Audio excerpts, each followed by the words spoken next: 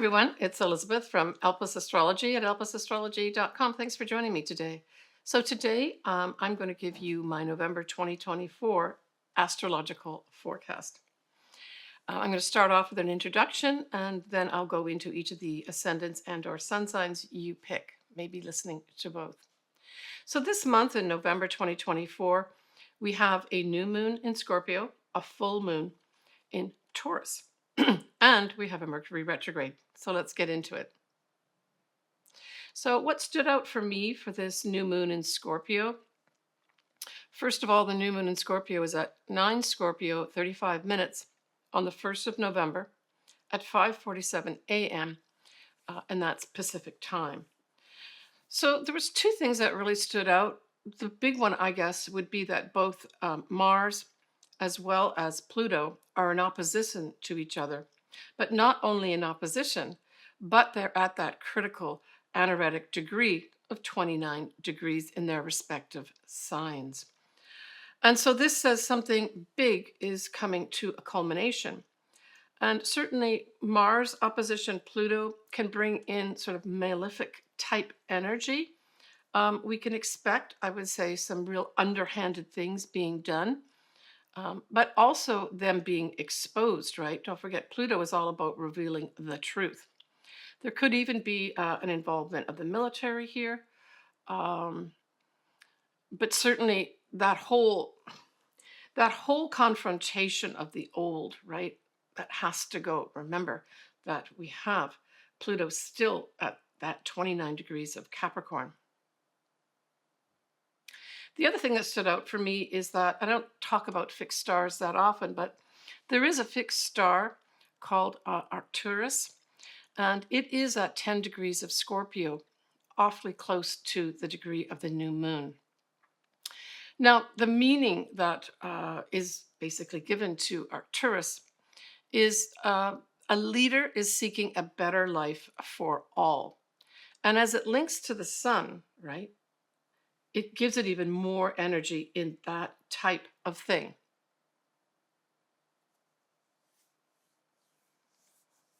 We have Mercury at 28 degrees of Scorpio will be opposing Uranus in Taurus. So this is unexpected news of some sort coming in. And with that involvement of Scorpio, these tend to be like secrets and things like that, right? We've got a wide square between Venus and a retrograde Saturn. And this just takes things that could be sweet. It just takes the sweetness off it. So it's kind of like dealing with stuff, perhaps dealing with stuff like values. Venus can stand for values. It can stand for money. It can stand for love. Certainly, if you have something around these degree points, it could just be a stall in a relationship, not a permanent one necessarily. Venus also in Sagittarius will oppose Jupiter.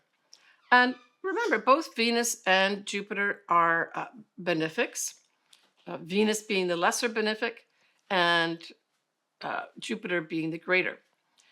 And with Jupiter in Gemini and Venus in Sagittarius, we're looking here at, again, we're going back to this sort of information coming out.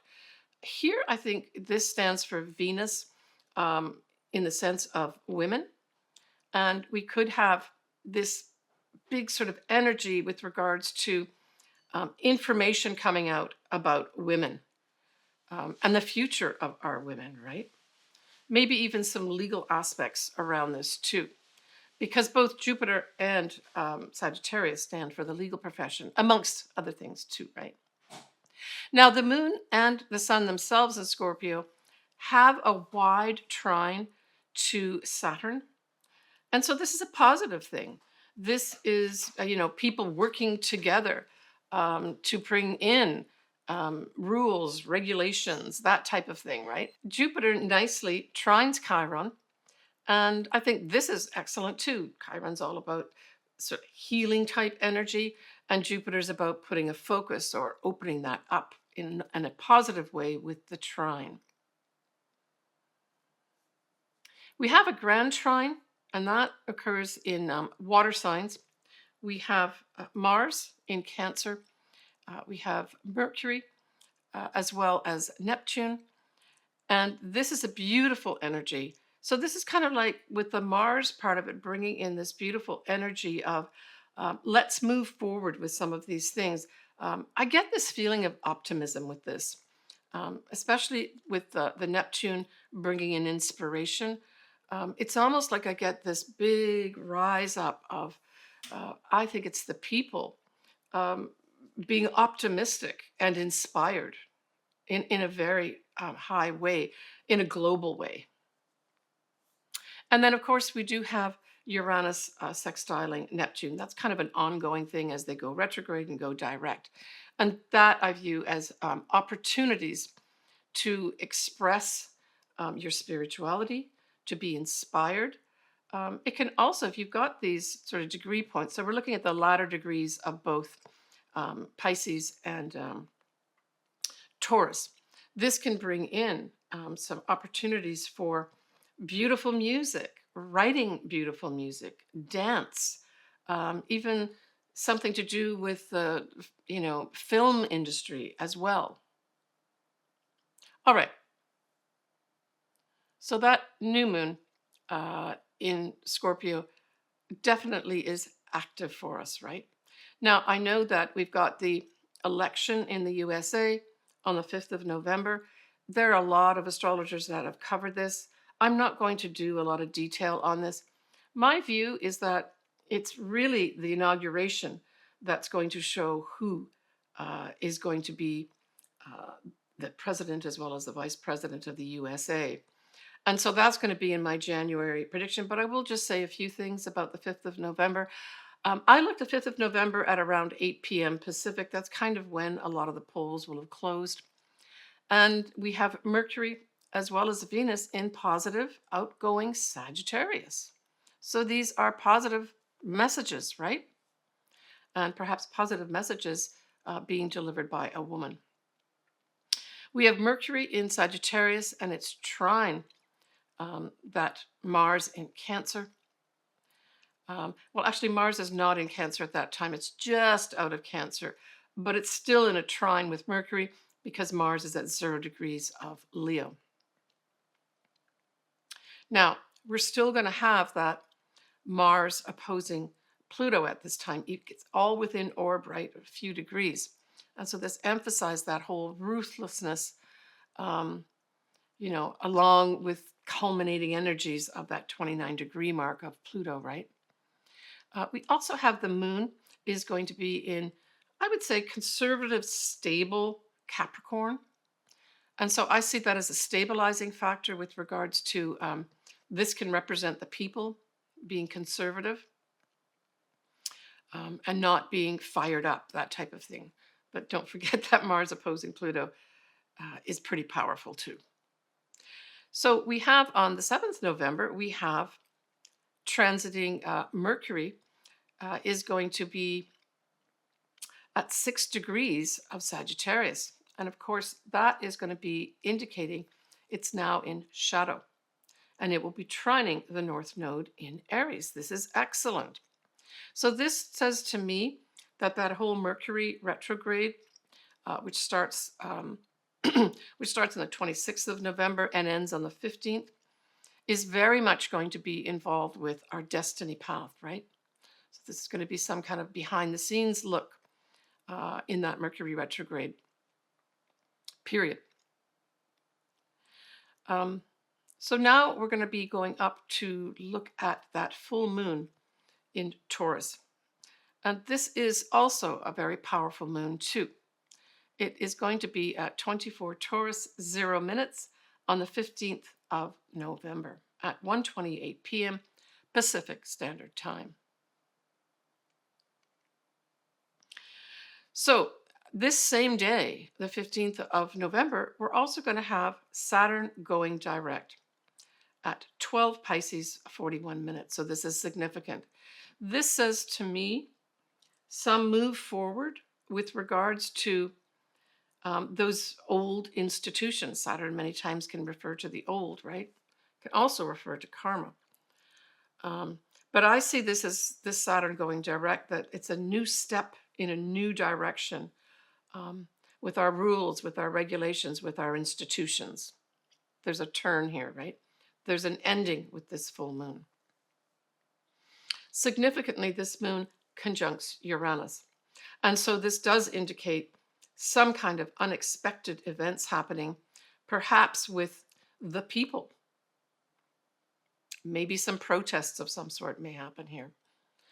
If you have this around in your chart, so this would be 24 Taurus, there may be some sudden upsets for you around this time. Now, sometimes these upsets can go in a positive way, not necessarily a negative way. Certainly, if you're waiting and wanting something to end or to culminate, or you want to move on from something, this full moon could give you that energy with Uranus conjunct it. We have the moon in a wide sextile with Neptune, and then the moon also has a wide trine with Pluto. And again, to me, this is tying in the people and truth coming out, but also a lot of inspiration around the people at this time. And we have Mercury in Sagittarius will be trining Chiron. And that's just bringing positive messages for healing. Mars now in Leo has a wide trine to the North Node, but so this also indicates some forward movement with regards to our destiny path. But we still have at this time, even though it's moved on from the new moon in Scorpio, this full moon within orb still has that Mars, now in Leo, opposing Pluto in Capricorn. I'm going to say happy birthday to my daughter Allison. She was born on this day. So hopefully there's something positive that'll be wrapping up for her. Happy birthday. So when we move on to the 20th of November, wow, this is significant. Pluto will be at 0 degrees and some minutes of Aquarius. So this is pretty monumental in the sense that in the first time in our lifetime, we are going to have Pluto now in Aquarius for the next 20 years or so. And I've done a whole video on this. If you want to know more about it, see the link below.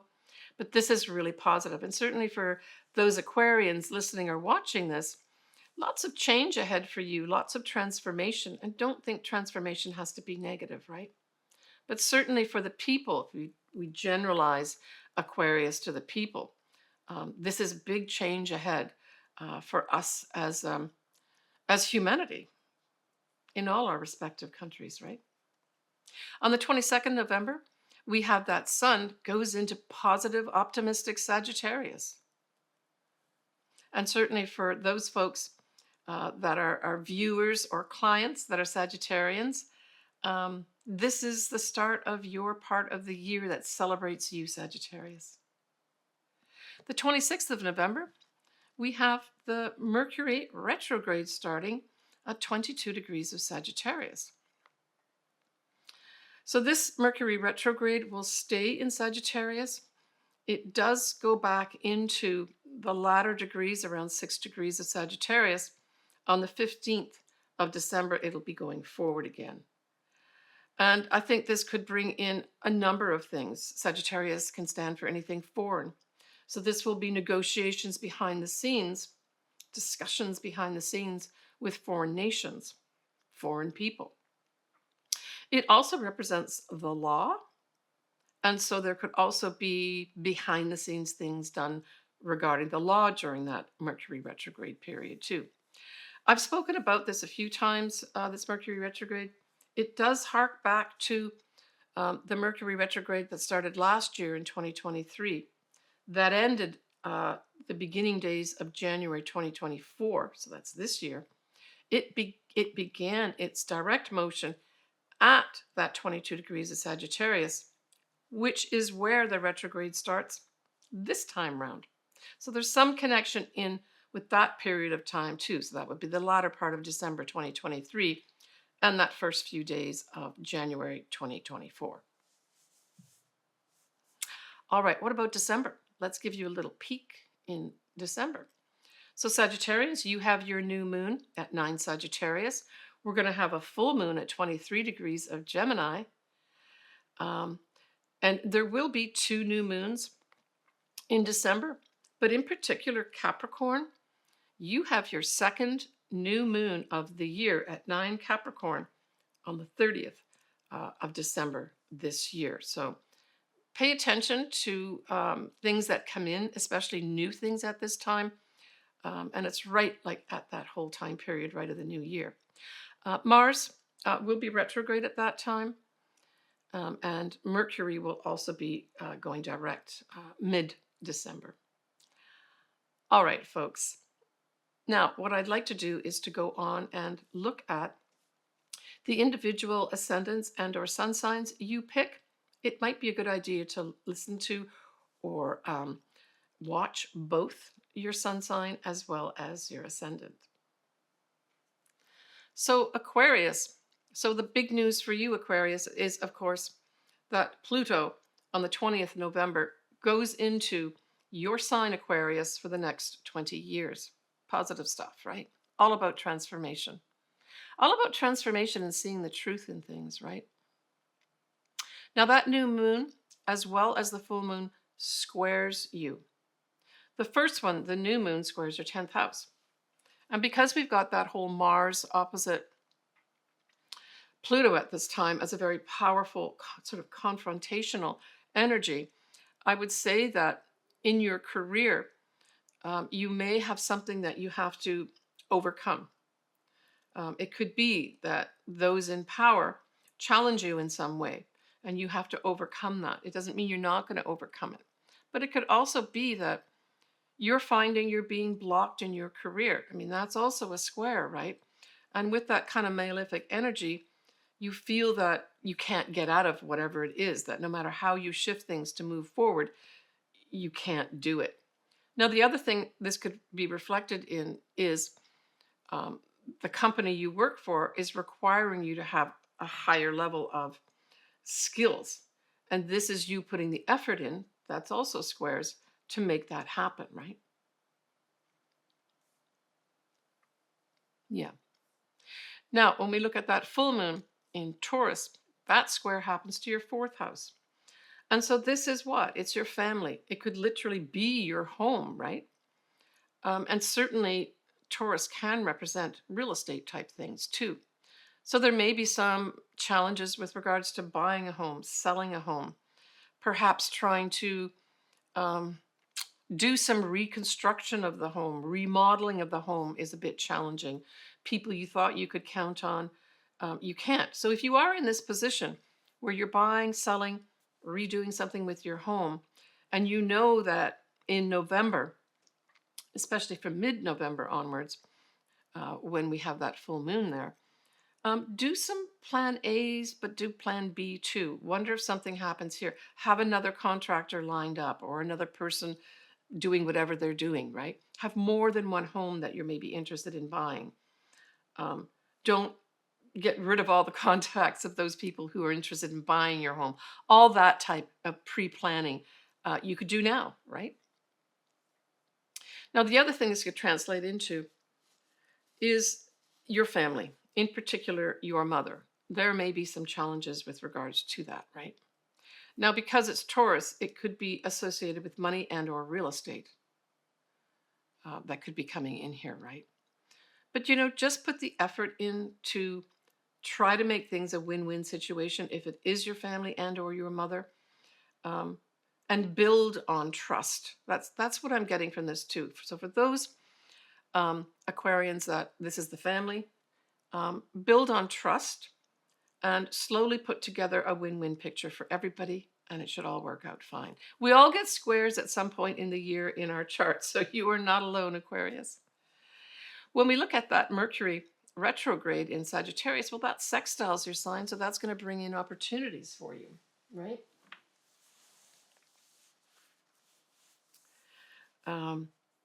And certainly, at that Mercury retrograde, you'll be supported also by Pluto being in your sign too, right, Aquarius? So this is going to have you maybe in discussions with friends for some reason, in discussions with the groups you belong to, that type of thing. Sagittarius is very future oriented. So some Aquarians may be working with friends or groups to help them make their hopes, dreams, and wishes come true. And maybe this is a planning process where you utilize the groups you belong to leverage your future ahead and or your friends. So this is all about, that's what I get with this Mercury retrograde period, which ends on the 15th of December, is negotiate, work with friends, let friends help you. Let friends help you manifest some things in your life that's important for you and your future, right? That's what I get here. Take care, Aquarius. All right, folks. Well, that's what I've got to say for November 2024. It's a pretty powerful month, a big change. I'm wishing everybody all the best. And for those folks that are in the USA, happy Thanksgiving. And then, of course, we've got Christmas after that. So that'll be my next video. I will be doing my December video. I'm also still in the planning stages of doing a live, like I did last year, a live podcast of some sort, as well as video, so that I can go over my idea of what 2025 is for each of you individually. Stay tuned for that. Subscribe and sign up, hit that bell, because then you get notified anytime I announce, say, something like my live forecast. And you can be on there and talk back and forth with me live. I love doing that type of thing. So stay tuned for that. Please take good care of yourself. Remember that also the sun will go into Sagittarius on the 22nd of November. And I've always looked forward to, I'm a Sagittarian by sun sign, and I always look forward to that time period because there's always that little boost up of optimism and positiveness when the sun goes in at that time. So there's also that to look forward to in November too. Sending everybody lots of love, lots of optimism, and happy times. Please take care of yourself. Reach out to me if you would like me to do, say, your year ahead forecast. All my contact info is below. Bye for now.